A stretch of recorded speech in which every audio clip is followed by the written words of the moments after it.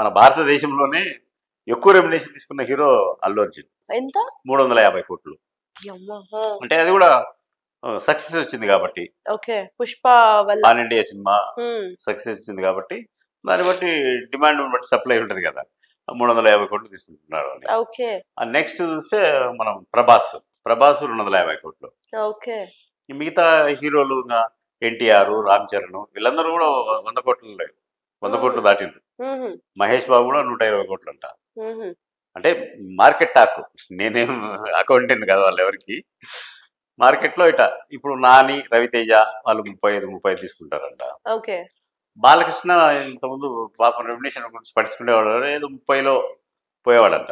30 వాళ్ళ కూతురు చూసుకుంటుందంట కదా ఇప్పుడంతా, రెండవ కూతురు. ఆమె వచ్చిన తర్వాత మరీ 30లోనే ఎందుకుంటావు, 35 చేయాలి, 35 తీసుకుంటున్నారంట ఇప్పుడు. అంటే వరుస సక్సెస్లు ఉన్నాయి కదా. అంటే దీన్ని బట్టి చూస్తే ఆయనకు డబ్బు మీద పెద్ద ఆకాంక్షలు. వరుస 3 సినిమాలు ఏమో సక్సెస్ అయినాయి. అది ఇంకా మిగతా వాళ్ళ గురించి కూడా మాట్లాడుకోవాలి కదా. చిరంజీవి, బాలకృష్ణ వాళ్ళిద్దరి మధ్యన పోటీ కదా. నేను బాలకృష్ణ కంటే ఎక్కువ ఉండాలని ఆయన 50 కోట్లలో ఉన్నాడంట. నాగార్జున చూస్తే నాగార్జున 10 కోట్లు.